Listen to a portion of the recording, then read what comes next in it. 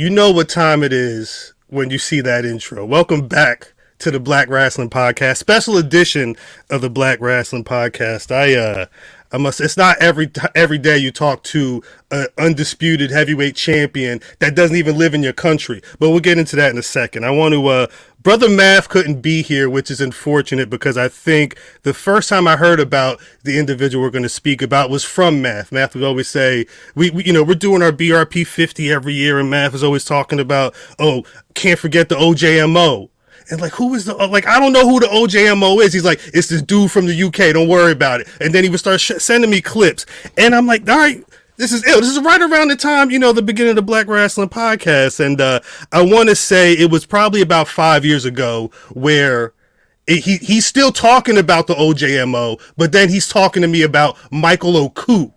So, all right, Michael Oku, but then this is when, business starts to pick up. You're talking about Will Ospreay matches from, 2-3 years ago. You're talking about love from Dave Meltzer when he's getting to see him like that. But put that to the side.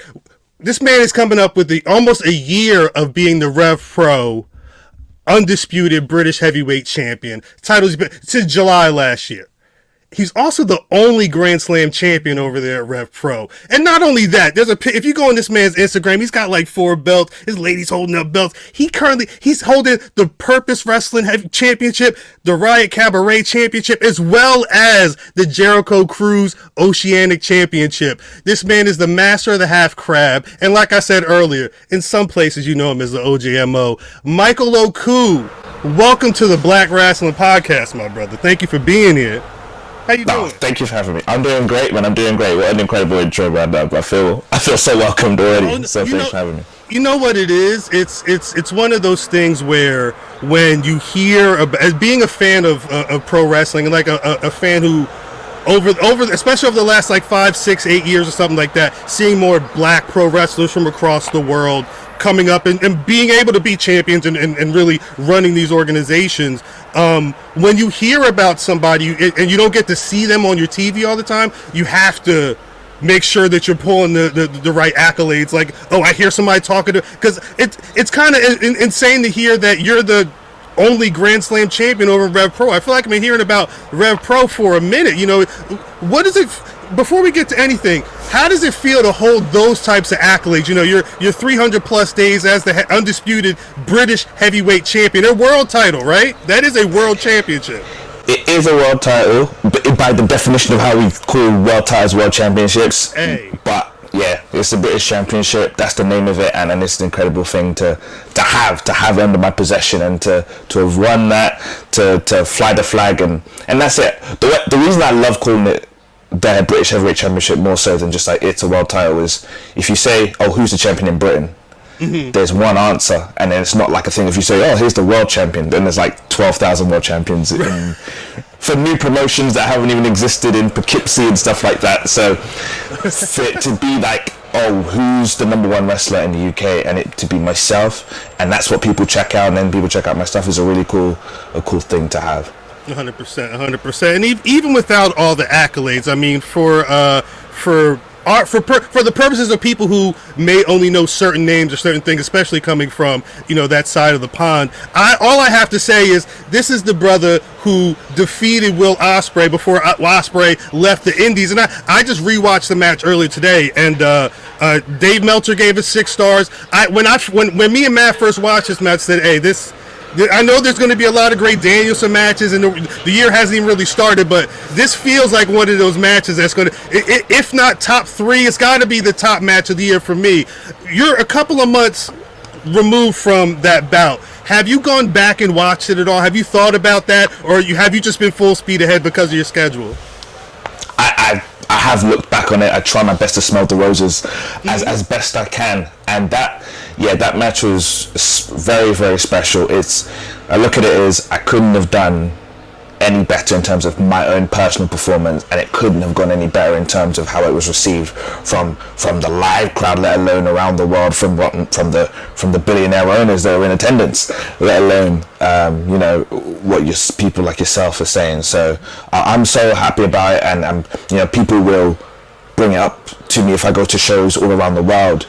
They've seen that match. If they know me, they've seen that match, and they're so complimentary. So yeah, just super proud of that match. Gosh, I was listening to it. It was because there's not been a lot of interviews with you after the match, but a number of the interviews before. There was that one conversation of you have this amazing match with this arguably one of the greatest wrestlers walking the earth. And no disrespect to you at all, sir, and your accolades, but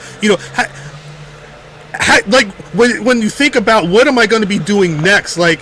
And it's again, no disrespect to anybody over there across the pond, but like, there's only so many people that can do what Will Ospreay does. Like, you've talked about trying to make this title a real world title and get it to other territories. Like, what do you think about when you think about what's next for like 6 months down the road? What you wanted to have accomplished as the world champion over there in RevPro? I want it to be, again, like by definition, it's been defended. So I think, and I can show my working out, that it is the most prestigious independent wrestling championship. I think it is number one in terms of the independent wrestling championship. I can't think of another title that's been defended in the Tokyo Dome, in Madison Square Garden, and next week, not next week, I'm going to fly off in a few days to Mexico to be the first person to defend it in Arena Mexico. So no other title, I don't even think even titles of major companies can say that they've been able to do that, let alone the fact that AJ Styles has held it, Tanahashi, Suzuki, the greats have held this title, and now I'm holding it and doing my thing. So in terms of what I want to do in the future, the title reign will end eventually, and I want people to look back on it and say, oh, I think this might be the best heavyweight title reign that there has been with it. And I want it to be that accolade of, again, I'm now going around the world and defending it, different countries, different places, against different world-class talents. But I guess for myself, I want people to remember that it's me that did that, and I want it to be a thing now that people want to come to RevPro. People, the best wrestlers in the world, want to come and wrestle me, and it's no longer a thing I have to find them. They're looking for me now, and that's kind of my huge goal. You said something interesting, because it actually made me wonder about where your head is at, and just walk with me for a second. I've heard you in the past say, I'm trying to beat that record that Will Ospreay had. And when I look at Will Ospreay's record, and you did know, I've heard you note, there's some padding there because of that pandemic. Like, someone could be champion, but they may not have wrestled for 6 months or whatever. But time is time. He's at like 900 some days right now, which is about that's some years. And I mean, you're I think right now you've got another. You've got another couple of weeks to beat Colt Cabana's record, but then you're like getting into like those Zack Sabre Juniors and those Marty Scurll records. Like, for you, how long are you holding on to this? Listen, I wanna hold it on to it forever. But the thing is, again, I've spoken about the padding because of the pandemic. I also had that same padding when I was the cruiserweight champion. Me and Will won our titles the same day, and then the pandemic struck. So then for the cruiserweight title, my thing was, there will always be the asterisk. So what you can't dispute is if I have the record amount of defenses. So I did that with the cruiserweight title, and I have now done that with the heavyweight title, where I've got the record amount of defenses. So now, the way I see it, not that like I can drop it anytime. I don't want to. I still want to create history of it, but I feel like I've got something already, a record broken for my title reign that people could look at. Oh, okay, maybe he might be the best heavyweight title champion in history. 100%. And actually, I want to sticking with that. We were in looking at the years that everybody's had from May to May. We noticed that this past May to May from 2023 to 2024. This is probably, I mean, correct me if I'm wrong, this is the most active you've been in ring since you started wrestling, right? I think so. 2019 was a super busy year. I always look at that as my come up year, breakout year, at least on the UK scene. Right.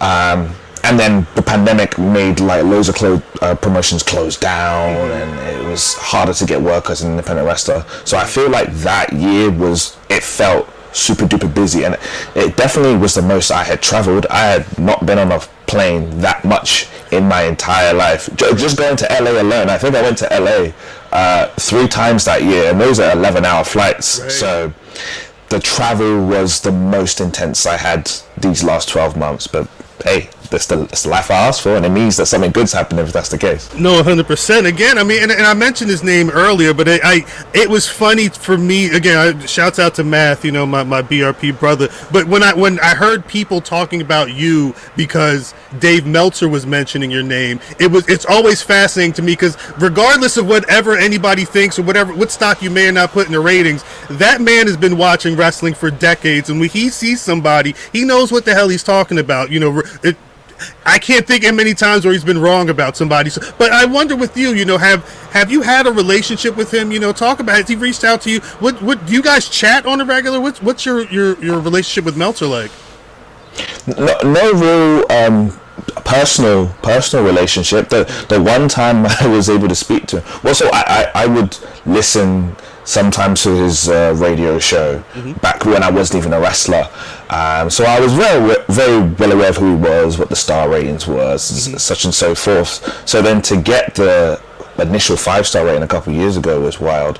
But then the first time I met him was at PWG, Battle of Los Angeles. You know, he loves going, he's front row, he's got his clipboard out and everything. And that's where I wrestled Takeshita. I wrestled Jericho Appreciation Society the next day, and but after the Takeshita match, he made sure to come and find me, and then we just had a chat. And that was a nice thing. We're there at merch, and people are like taking photos, and it's such a funny photo, just him just talking to me, and we're just chatting about whatever, and that's it. Like it's like you said, it's such a cool thing where, like, you know, regardless of what you want to say.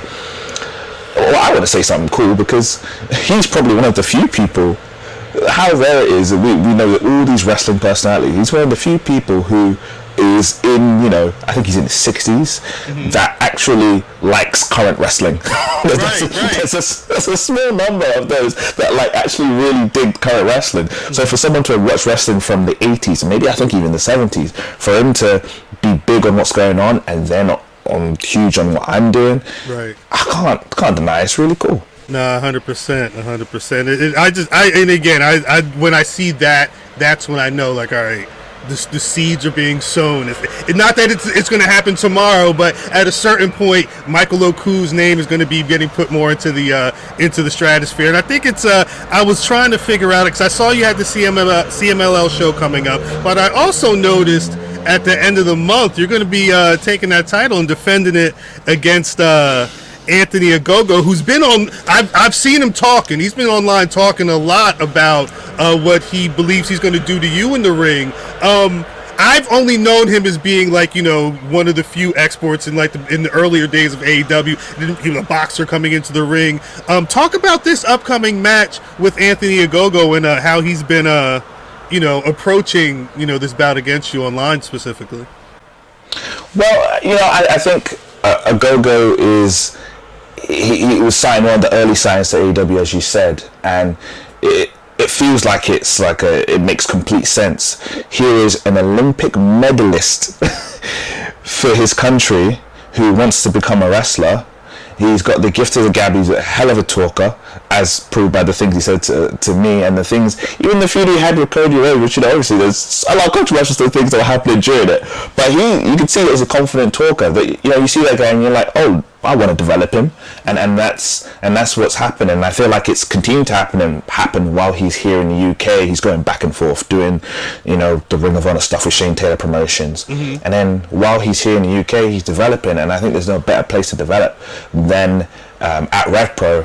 And wrestling training is great, but there's no better training for wrestling than actually doing wrestling and wrestling top wrestlers. And I feel like RevPro has a lot of top wrestlers, and I would say he's probably up against the best person he could wrestle as me being the champ. And he could talk about, you know, what he's going to do and whatever, and show a clip of me throwing a punch and it not being very good, because I didn't go to the Olympic Games for boxing, believe it or not. But you know, I'm looking forward to it. I'm looking forward to it because he's getting eyeballs from mainstream media. I'm sure he's getting eyeballs from his stablemates, from his employer, I'm sure there are going to be eyes on what he's going to bring to the table, and of course what I can bring to the table. So I see it as a really cool opportunity for me to continue showing the world that give me any wrestler, give me any style, and I can bring out the best in them. Right. Well, and I think that's kind of, this is kind of where I get to like what we've been talking about. 'Cause it's like, you're holding it down for RevPro right now. And and I'm not saying that you're holding that title until you want to let it go. Pretty much, I guarantee that. But it makes me wonder for when, because I don't know. Were you at the Wembley show last year when AEW came over for all? Was it All In? It was All In last year. I was there. So there was the RevPro also had the day before. RevPro had their biggest show, the Copper Box Arena, where we got 4,000 people in, which is the biggest show we've ever done. I walked in as champ, wrestling Trent Seven, and I got to be there, Wembley Stadium, part of like some segments, like I think security segment, and then I was like, I was by the bar. I made sure to wear my finest suit. I was just like, there's like the Anarchy in the Arena was happening, so I was like, okay. So it was a cool experience to be backstage, and again, we talk about the amount of wrestlers who are in AEW that have been on the UK indie scene, especially during the boom period. So there are people I knew, and they were just British wrestlers full stop that I signed to the company that I knew. So it was cool to be around that environment, cool to be around the boys and girls and backstage. And nothing happened backstage, in it, right? There was no dramas backstage. So were you with Will when he got his tattoo? I was not with him. I was not with him. What a funny thing. There was the video that I think he put up and deleted of him. Yeah. Such a funny video. But hey, listen. What can you do? He's just using the information he was given. Poor guy. Because stuff like that is hilarious, but it also makes me wonder again, because like with your stock rising, and not to say that any talks have or have happened, I'm not going to ask you that at all, but like there's potential. There's a Forbidden Door pay-per-view happening, and I mean, if I can already see a lot of inroads in between a number of different organizations, and somebody just happens to be holding the most prestigious championship in the UK. I don't know. For people that didn't know this name, haven't gone to this website yet, I would just say get familiar. But do you have any like more aspirations for hitting the US anytime soon? You're hitting Mexico later this month, but is there any talk about taking any bookings in the US anytime soon?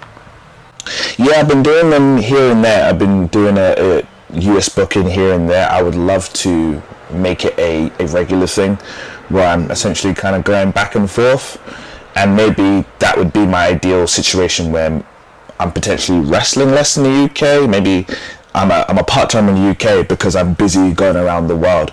I just recently came back from Canada, and I love that. And the crowds are very similar in America and Canada for obvious reasons. But I would love to make it a thing where like America is a place I'm going to way more. And you talk about Forbidden Door, the companies that are being worked with, that AEW are working with, the main ones are New Japan, of course, and CMLL, and those are the two companies that RevPro have a great relationship with. New Japan and RevPro have been working together forever, and CMLL have created this like just a recent partnership where they did their Fantastica Mania UK shows, and of course here I am going to their Fantastica Mania in Mexico to defend the title. So I look at that and I'm like, right, we're all kind of together here. We're already working together, so it seems like the step isn't too far away. 100%. Now, talk that stuff. It's interesting to think of people. Again, I think a lot of people may look at this year and be like, the Will Ospreay match is obviously the peak. That is the thing that if we're talking about some of the highlights of the year. But it's interesting to think about you being the guy who in light of Will Ospreay starting to make his transition out, and you kind of taking the reins. You're taking the reins at a time when there's a lot of transition. There's a lot of again, promotional play, whether you're going there, they're coming to the UK. Was any of this even on your radar when you right before you were about to win that title? Did you know that any of this was going to be, on your horizon? Not really at all. It all just happened. Things happen so fast and things move so fast, as well as the wrestling industry changes so quickly that you can't even imagine to think, oh well, maybe I will be on a cruise wrestling AEW wrestlers, wrestling speedball and winning a title. So and it's a crazy thing of how these companies are slowly starting to work together. I'm hearing people recently talking about they won't be working together, but the way that CMLL and AAA are kind of doing things at the same time with AEW, which would have been an impossibility some time ago. So to see that happen, to see TNA have some kind of working relationship with WWE, which again, if you told people that would be the case 5 years ago, let alone 10 years ago, you'd be like, what? They would used to laugh at TNA, you know? Right. So you just don't know where things could go and where the road goes, and that's the thing. I think people always have goals in wrestling of like, I want to go specifically here.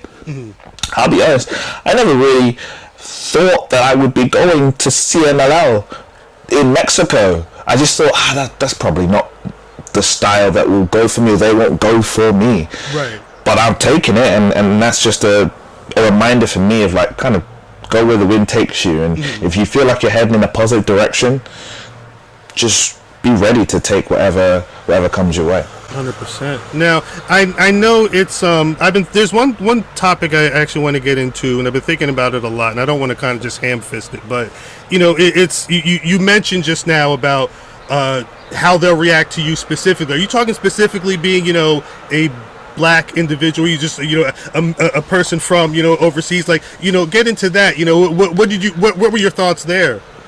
It's a combination of that for sure. Just like you look at different places or different territories and you see the demographic, and you're not sure if, you know, you'll work there because of the, like, in the literal sense, and if you went there, if you like, you know, you'd get over, be popular there. So it's, you talk about CMLL, or even, I was going to say black wrestlers, even black British wrestlers, we are unicorns in the sense of Norman Smiley is the last black British wrestler to wrestle CMLL, and so we're talking 30 years ago, back when it was called Black Magic. That's amazing. That's crazy, though. It's a wild thing. It's a wild thing. So I thought that, like, maybe that's just maybe not where I should set my sights on, because it might be very difficult to get there. But for them to take to me and for me to wrestle their guys, and the other part I meant as well was, you know, I do some high flying stuff, but the incredible lucha.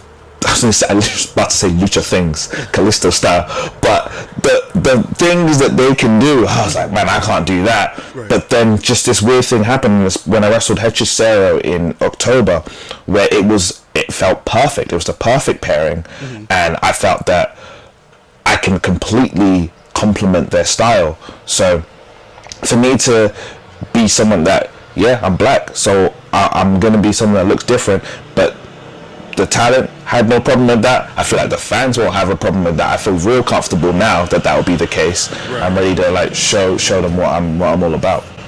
Now, talking about the people not being able to see, like, black British wrestlers being like a unicorn. Thinking about mentioning Norman Smiley, that's probably the first black British wrestler I ever saw, and this was 91, 92. But anyway, there was a conversation that Booker T recently had with Jada Parker, and she was talking about Norman Smiley being her guy. But in that conversation, Booker T spoke about, like, when he was younger, and I want to ask you this question: when he was younger and he wanted to start being a pro wrestler, he realized then that it was very divided. Like, when he was going to learn, especially pro wrestling, he said it was all white men that he was going to school with, and when he would go back to, you know, to his people, they would kind of clown him like that. And I'm wondering for you, you know, in a situation where I can't think of, you know, many black professional wrestlers from Britain, you know, off the top of my head currently, what was that like for you when you said, I want to learn how to be a pro wrestler? Was it like a lot of people that looked like Pete Dunne? Like, what's the class of, you know, Was it just you as a black person in that group? It wasn't really. No, not at all. So actually, what was interesting, the place I started, which was the Progress Wrestling School, the Projo is what it was called. I wasn't really actually thinking about my race until I was like actually in it, and the actual class that I started with, I was like, oh, okay, there are not a lot of black people here, which stood out to me because I live in London, which is one of the most diverse cities in the world. So I was like, oh, yeah. But also at that time, again, I started when I was 20, 22, 23. I was also aware of pro wrestling as a whole, and this is 2017, where it's not generally that diverse. However, that school that I went to is where Roy Johnson started, and the week after I started my beginner's course was when the WWE UK tournament started. So that was very encouraging for me to be in a school where this black British wrestler came from, who is now competing in the WWE. So that was another cool thing. And we had in Progress, they had a world champion, Rampage Brown, who I think he was signed briefly in WWE, and then he did NXT later on, but he was in like FCW is what I'm saying. But so there was like but if I'm talking about how many people there were, I think I've named like I think that is it. All of them. I can't even complete one hand with the at least the ones that I found some modicum of success in any way, in like of something for me to like point at and aspire to get to. However, now it's so cool that there's so many black wrestlers as well as black British wrestlers doing their thing. There's man like DeReese who is doing loads. He's going back and forth. GCW. He's the man. And of course Leon Slater, who's so young and so incredible, he's signed to TNA. Talk about TNA, that's my prediction for the 2025 Royal Rumble. Let's get Leon Slater in the next year's Royal Rumble. So we're seeing people, and these are people now that are younger than me, and then Leon will talk about seeing me, and I'm a year 2 in, and he's watching me wrestle, and it's like, oh wow, I haven't seen a lot of black British wrestlers that I want to aspire to be, and me beating that for him is crazy. So it's wild how fast we're moving in terms of quickly diversifying pro wrestling, where now in just a few years we're all over the place, which is really cool. Really 100%. 100%. And before we get into the end of this conversation, there are a couple things I wanted to touch on. I think I may know the answer to this, but I wanted to ask you. You have an IMDb page, and it looks like there are a couple of acting bits that you've had out there, but it looks like a lot of that was kind of, I guess 2019 were some of your last credits, and I'm assuming the pandemic may have played a part, or maybe pro wrestling played a part. But do you have any? Can you talk a little bit about your acting pursuits, and do you have any aspirations to continue that in the future? So I got an acting agent when I was 16 years old. There was an acting agency very local to where I lived, as in a 10-minute walk. And it's something I always had interest in. I always had interest in performing. At least at that age, I just knew I wanted to be a performer. I wasn't exactly sure that it was going to be pro wrestling. It was what I actually meant in my brain.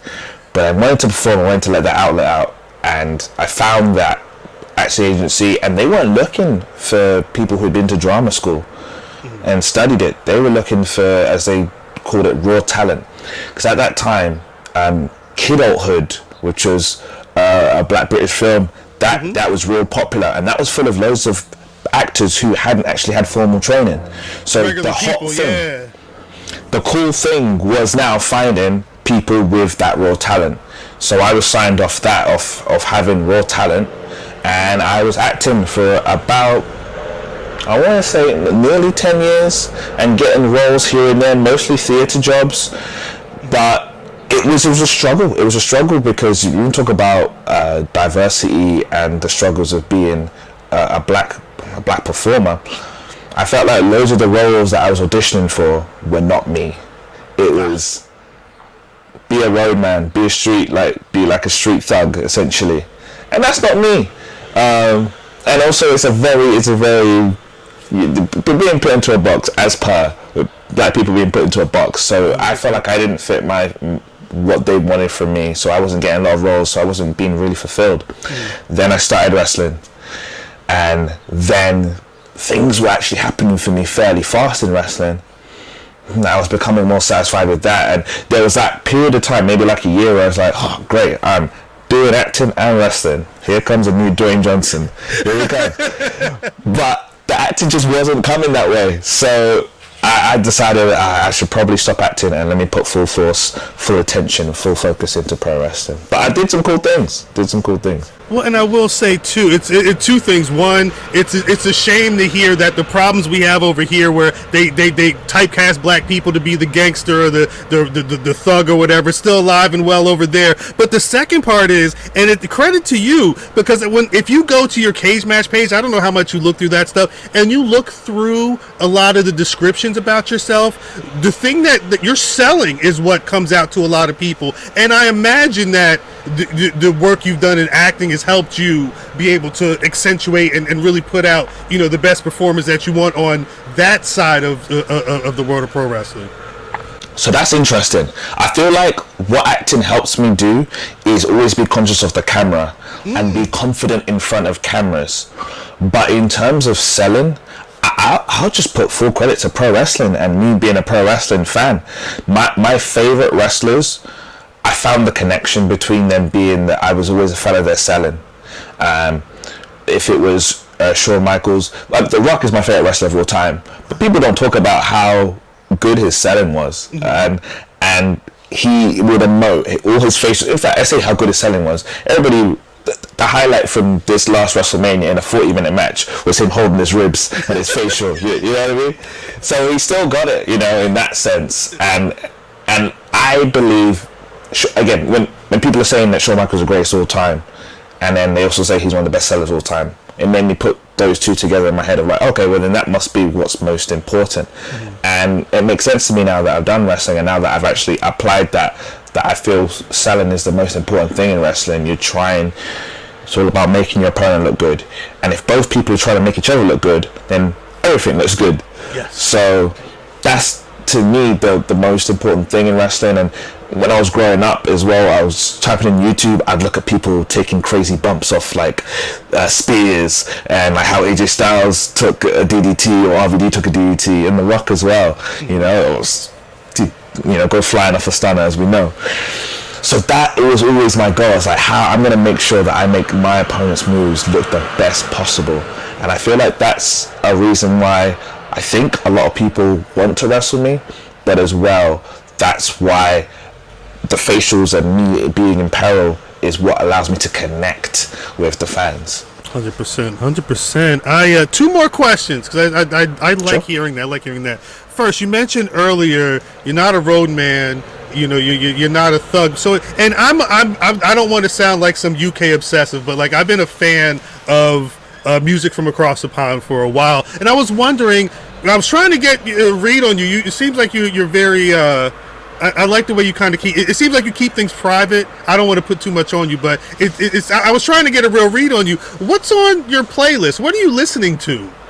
Oh man, no. So I'm one of those guys. I was talking with a wrestler the other day, and he said to me, we're on a road trip, and he's playing his Spotify, and he said, "Is your music taste completely messed up because of wrestling too?" I was like, "Yeah, it is." So it is I love Kendrick. I was a big fan of Kano growing up, but then again, because of wrestling, I've got like Saliva and 3 Days Grace. So like, what am I doing? It's all mixed up in there. So like, big fan. But I'm a big fan actually of Kendrick, and like a lot of like US hip hop is my thing. Even though like I was growing up around were like really into grime. I was always big in like hip hop in the US and R&B. Again, I'm a fan of drum and bass myself. No jungle playing no jungle playing in your playlist at all. No, it's there. It's just, that's the thing. Like I think for me, especially R&B, just some dudes singing his ass off. just like touch it, reaching for the camera. That's me. That's me written all over. Facts. And finally, one question we all like to get into before we get out of here. And I've been to the UK once, and I went to Nando's once. But what for if you were recommending food to somebody who was coming to the UK for the first time, specifically London, are there any particular spots you would send them to? So it's so interesting. Nando's is the place that I recommend the most, that people from out of town really like, and I don't want to say I don't really understand it. I just feel like I have better chicken from other places other than Nando's, but I think there's just different flavoring that is unique, that like if it's the safe option to say, hey, just go to Nando's, you have a good time, and you do it, it's good. But for me, there's this place I recently went to. There's Brazilian steakhouses, and there's quite a few scattered around London. It's normally a buffet, but the way the buffet works is they come to you with the cuts of meat. So they'll come to your table, cut off the meat, put it onto your plate, and you can have as much as you want. I think they maybe put a time limit how long you can be there. Yeah. But yeah, you can have cuts of meat, have it with beers and stuff, and and that's a good time. So I recommend a steakhouse. I think Toro is one that I've been to recently, which is in the Wimbledon area. Toro. Brazilian steakhouses. Sounds good. Michael Oku, thank you for taking the time out to talk to us. Really appreciate you, and continued success, man. I hope you go to Mexico, beat their ass. I hope you go back home, find Anthony Ogogo in that ring, beat his ass as well, man. Thank you for talking to us. So really appreciate. Before we let the people know where they can find you, though, where can people find more about Michael Oku? Yeah, please. Yeah, michaeloku.com is where you can find all my merch. At the OJNO. I just still like the handle and how it sounds. You find that on Instagram, Twitter, I think even on YouTube. Put that in, you'll find my YouTube page. Sometimes if a promotion allows me, I put a full match or I put highlights out on there. So yeah, just kind of keep supporting out. Also plug Revolution Pro Wrestling. That's the main place I wrestle. So if you go to revolutionprowrestling.com, you can see when their shows are happening. We've tried to expand as well. We did a show recently in Barcelona, Spain. We're going to do one in Germany later in this year, and of course the big Copper Box show the day before All In, where I'll be planning to walk in as champ in the main event to wrestle Luke Jacobs. RevProOnDemand.com as well. It's I think it's £8.49, which may equal to around $9.99. Yeah, about $10. Yeah, not too bad. US, yeah. So we live stream. We live stream our shows. So if you can jump on that, catch what I'm doing, catch what we're doing over here. That's the most I could ask for everyone. So then, thank you for having me. Thank you, Michael. BlackWrestling.com at BlackWrestling, all social media, wherever you. BlackWrestling.com is the website. You already know. We're out. Peace.